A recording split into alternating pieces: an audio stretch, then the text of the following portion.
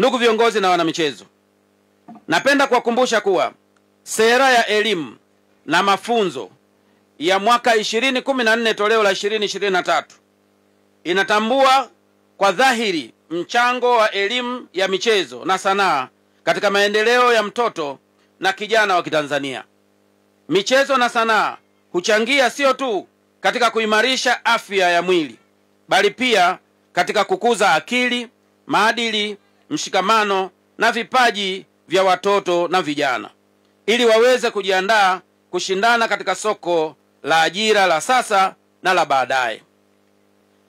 Katika sekondari ya chini, michezo na sanaa vimejumuishwa katika mkondo wa elimu ya amali, ambao unalenga kuwajengea wanafunzi ujuzi wa vitendo na kuwawezesha kuajiriwa, kujiajiri au kujiendeleza kielimu katika fani hizi.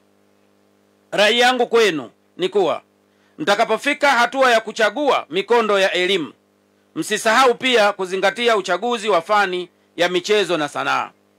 Serikali kupitia mkondo wa amali inalenga kuibua vipaji zaidi kama ilivyo kwa Mbwana Samata, Kelvin John, Simon Msuva na wengineo katika nyanja mbalimbali za michezo na sanaa. Ndugu wana michezo na viongozi, sera yetu inaelekeza wazi kwamba walimu wa michezo waandaliwe kwa ubora wa hali ya juu na kwamba miundombinu ya sanaa na michezo iimarishwe kwenye shule zote nchini ili kuwezesha utekelezaji madhubuti wa elimu ya mwili na michezo.